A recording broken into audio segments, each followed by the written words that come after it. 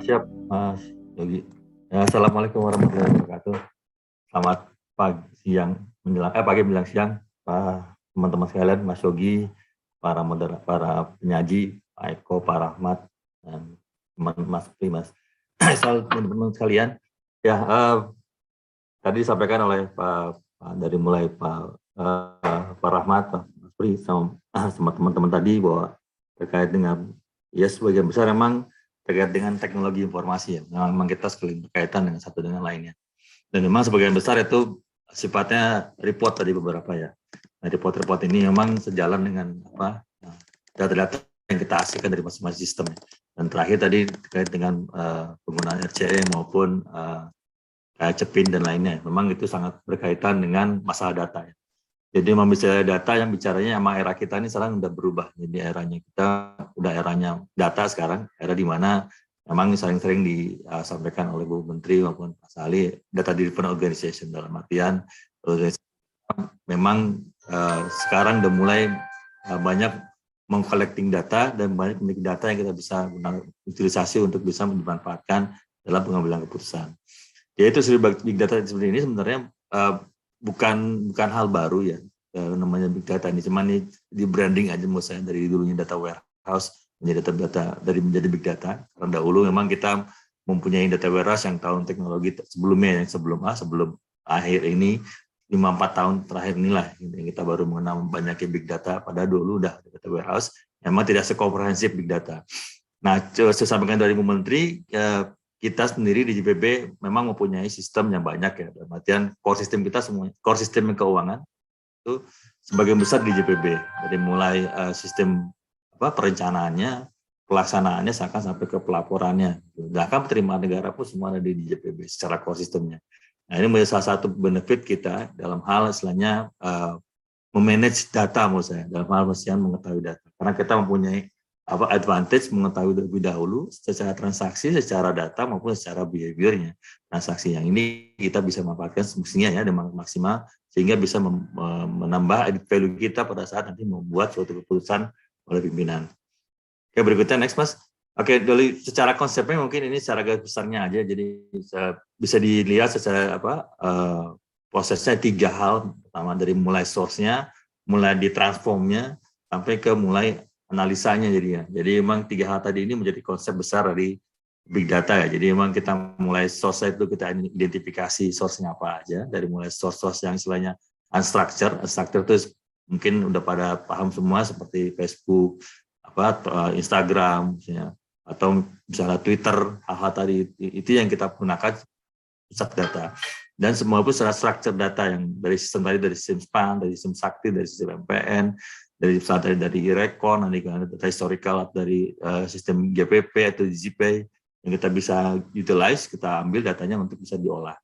Nah tadi itu pendekatannya berbeda-beda untuk masing-masing tipe data tadi. Untuk structure kita pendekatan lain, karena mesti convert lagi menjadi data-data yang mudah diolah. Jadi di tahap tengah ini ada transform ini, jadi prosesnya tadi mentransform dari data-data tadi itu kita ke dalam mekanisme sehingga masuk ke dalam dataset atau data mart yang ada di sini. Nah, ini akan digunakan oleh teman-teman. Nah, ini teman-teman nanti di sisi bisnis ya.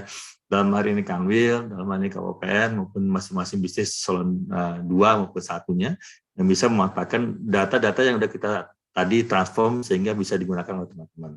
Ya teman-teman udah bisa menggunakan data jadi dalam artian data udah kita susun secara kebutuhan bisnis. Jadi nggak lagi data pure database atau dari aplikasi, memang itu butuh pemahaman ya. Jadi kalau teman-teman mungkin paham di aplikasi itu atau lihat aplikasi itu kan data itu saling korelasi antar table segala macam.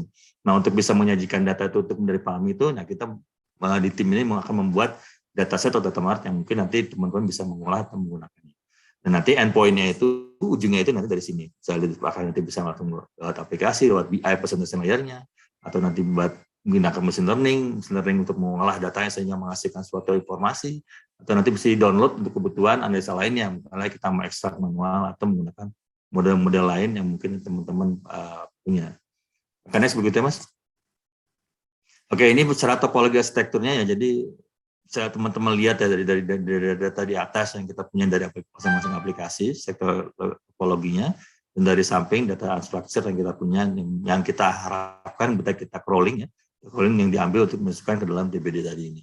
Nah tadi itu semua infrastruktur yang kita desain ini merupakan infrastruktur DBD yang kita rencanakan, yang kita gunakan di pembenaran ini. Tentunya harapan kami memang mendesain ini, semua infrastruktur ini memang sudah berfungsi dalam artian kita mempunyai seluruh komponennya. Meskipun nanti dalam pelaksanaannya kita masih harus bernegosiasi lagi karena memang kita sejalan dengan programnya Struktur Data Kementerian Keuangan yang dimana Sintek sebagai in-charge untuk penyediaan infrastruktur maupun alokasi data centernya maupun data recovery centernya. Oke, next begitu Mas. Next. Oke, ini beberapa hal yang tadi saya sampaikan. Jadi ada beberapa edit value yang bisa kita lihat dari sini. Memang kalau dari sini bisa kita lihat dari mulai pengolahan datanya, istilahnya. Dari sini beberapa subjek yang terlibat di sini, dari mulai subjek pengolahan data infrastrukturnya, ada tempat-tempatnya Pak Dul, ada estimate Pak Midon, sorry. Setelah hasil pengolahan datanya itu di kami, dalam hal nanti di saya yang mengolah datanya bagaimana nanti bisa diolah teman-teman, dan nanti ada sisi penggunanya yang paling ini endpoint teman-teman akan menggunakan, jadi tim internal PB, tim teknis maupun nanti kantor atau KOPN. Tentunya ini pun tidak berarti teman-teman di KOPN yang ambil istilahnya dalam hal ini sebagai user kita pun membutuhkan data-data dari teman-teman kami dari KOPN, terutama terkait dengan misalnya data-data kayak penerima data desa atau yang kita nggak punya datanya, itu perlu dipopulate ya. Atau data-data terkait dengan survei-survei atau terkait dengan data-data hasil kajian teman-teman Kanwil, ya memang itu bisa manfaat kita gunakan untuk masuk ke dalam treasury big data ya. Jadi memang itu yang sangat penting buat kami karena bicara big data itu bicara data yang komprehensif, yang komplit ya. Dan kalau memang bicara big data itu bukan satu project misalnya sampai selesai tahun ini semua tercapai, enggak. Jadi kalau mungkin teman-teman lihat, selain teman-teman tahu gitu ya, kalau pernah membuka aplikasi Google atau membuka aplikasi Facebook gitu ya, yang lainnya teman-teman search keyword segala macam itu sudah keluar data mulai dari video, mulai dari lagu, mulai segala macam itu ketahuan semua, dan itu bisa tercapai itu mereka butuh beberapa tahun matinya. Karena mereka akan meng-crawling, akan mengecek seluruh keyword-keyword yang dipakai sehingga bisa digunakan pada saat engine itu mencari. Nah, sama seperti kita big data. Jadi kita pun big data ini bukan untuk satu project setahun ini selesai komplit jadi big datanya, enggak. Karena itu takes time. Jadi seperti saya sampaikan tadi kita butuh data inputan dari si end usernya. Itu makanya kita butuh dari KOPN dan Kanwil. Atau kita juga butuh dari aplikasi, kita modify aplikasinya sehingga bisa memberikan interaksi dengan usernya. Nah, itu hal-hal baru tadi itu yang mungkin menambah edit value ke dalam data. Sehingga bicara big data itu merupakan long term strategis dalam artian 3-4 tahun yang bisa kita manfaatkan datanya. Karena kalau itu kita belum tentu bisa dapat semuanya karena kita baru punya data transaksional ataupun data istilahnya memang sudah mature ada, tapi data lain yang kita perlukan itu kita perlu waktu. Nah itulah makanya big data ini bukan short term project, dalam artian memang harus sampai ke depan yang mungkin kita harus gunakan. Next berikutnya Mas. Oke, itu terkait dengan desain ada big datanya, mungkin terkait dengan project yang saat ini mungkin bisa disampaikan teman-teman. Jadi kalau bicaranya capaian project milestone-nya saat ini memang kita dalam fase misalnya tadi awalnya kita mengembangkan menggunakan infra kita punya, tapi karena kita melihat Pusintek sebagai unit pengolah IT dan keuangan, kita akan menggunakan infra Pusintek untuk tahap fase awal ini.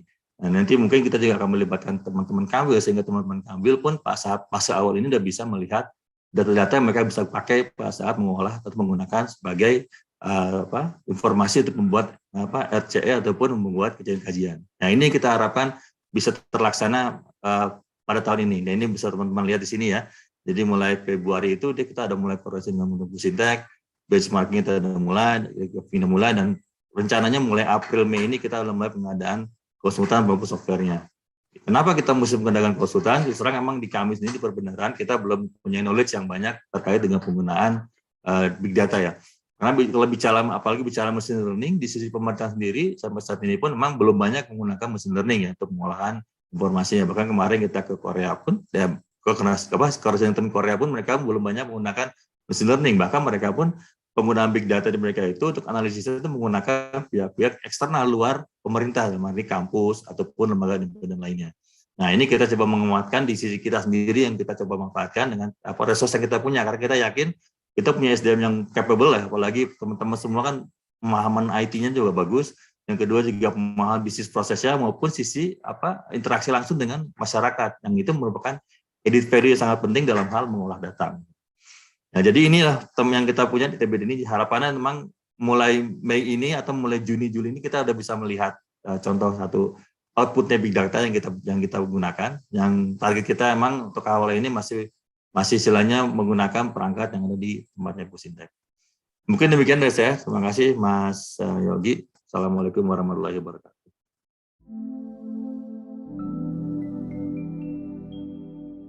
Kemudian untuk TBD, bagaimana strategi SITP mengenai pemanfaatan data di DJPB. Berikutnya kami persilakan untuk pertanyaan TBD nih Pak Ray. Bagaimana strategi SITP mengenai pemanfaatan data di DJPB? Wah, ini strateginya 321 atau 253 nih Pak. Menyerang atau bertahan ini? 4 kali Mas. Karena Ray. Ya, siap, makasih Mas Yogi. Ya. Bicara strategi, bicara juga cara kita melakukan persiapan. Jadi memang kalau bicaranya TBD, bicaranya lagi nanti sumber datanya, source datanya. Jadi kemarin kita juga dengan terkait dengan penggabungan misalnya Unpad dengan Munsakti ya, nantinya satu aplikasi terpusat. Nah, memang bicara data ini nanti kita memang mesti membuat satu data sumber yang sama nih, seragam nih. Tadi disampaikan oleh pertanyaan ke tempatnya Pak Supri terkait dengan kebutuhan dashboard ya. Jadi emang dashboard sekarang itu kan semuanya predefined report, dalam artian report yang sudah didefinisikan. Nanti dengan adanya TBD ini, harapannya nanti teman-teman bisa buat BI sendiri, dalam artian mengisi di BI sendiri terkait dengan report yang diperlukan seperti apa. Karena itu kan report-reportnya kan growing ya, karena nggak mungkin dashboard itu dia statis kalau kebutuhan manajemen ya. Karena melihat misalnya contohnya ada Bu Menteri minta terkait dengan penyaluran ini yang lebih spesifik, nah itu kan dia mesti diolah lagi. Nah, hal tadi itu memang kita antisipasi dengan penggunaan TBD ini. Nah, harapannya makanya dengan TBD ini nanti pembuatan dashboard tadi yang lebih spesifik terkait dengan isi detail itu bisa diakomodir di sini. Nah, strateginya bagaimana? Strategi tadi yang kita lakukan adalah dengan pertama mengidentifikasi ke masing-masing bisnis. Rencananya kita akan mencoba menyusun tadi Mas sampaikan dataset ya per masing-masing bisnis nih. Misalnya tempatnya PA seperti apa datasetnya, di tempatnya SME seperti apa, nanti di DSP seperti apa, nanti kita formulasikan dalam bentuk dataset. Nah, nanti teman-teman itu di Kanwil KWP itu tinggal menggunakan data yang kita berikan untuk bisa diolah atau dibuatkan dalam BI yang nanti kita sediakan mereka untuk diakses. Jadi seperti itu strateginya. Jadi sebelum ke depan kita di belakang dulu dengan tim pengolah sistem kayak dengan saya, dengan Pak Eko, dengan Pak Adi, dengan tempat kami juga akan membuat kesepakatan terkait dengan sumber data ini. Karena kita mulai sama terkait dengan penyeragaman sumber data ya. Karena kalau nanti sumber datanya berbeda, yang dihasilkan TBD dengan dihasilkan dashboard berbeda itu kan akan berpotensi dispute ya. Akhirnya terus besar kan bingung ya. Nah, ini kita bisa makan dulu, sepakat itu dulu, baru kemudian kita mengembangkan terkait dengan kebutuhan masing-masing bisnis. Seperti apa dataset yang dibutuhkan, karena nggak mungkin sama antara masing-masing bisnis kan. Kalau di SME mungkin lebih spesifik kepada kurnya misalnya, kalau di PDPA mungkin lebih cairannya. Hal-hal tadi itu yang kita desain dalam dataset yang disampaikan ataupun data mart yang kita buat. Nah, itu nanti akan dipakai oleh teman-teman bisa sendiri menyusun terkait dengan dashboard seperti apa. Karena kan ini memang kebutuhan manajemen yang terus growing ya, nggak bisa statis dashboardnya. Mungkin demikian, Mas Yogi. Terima kasih Pak Ray yang sudah memaparkan terkait dengan strategi dari SITP. Dapat kami informasikan kalau unit Pak Ray kan baru ya Pak ya. Namanya kan Pak Ray kan Kasubdit Pengelolaan Sains Data dan Sistem Informasi Perbendaharaan ya Pak Ray. Ya, betul Mas Yogi. Betul ya. Berarti nanti semua data di sini Pak ya. Ya, data di tempatnya Pak Himedon sih. Oh, Pak Himedon. Saya cuma masaknya data aja. mantan juga berarti Pak. Data mantan juga Pak ya. Bumbunya Oke Pak. Pak Eko. Saya cuma masak-masak doang. Pak Eko. Oke siap Pak. Oke. Terima kasih Pak Ray yang sudah memaparkan terkait dengan strateginya.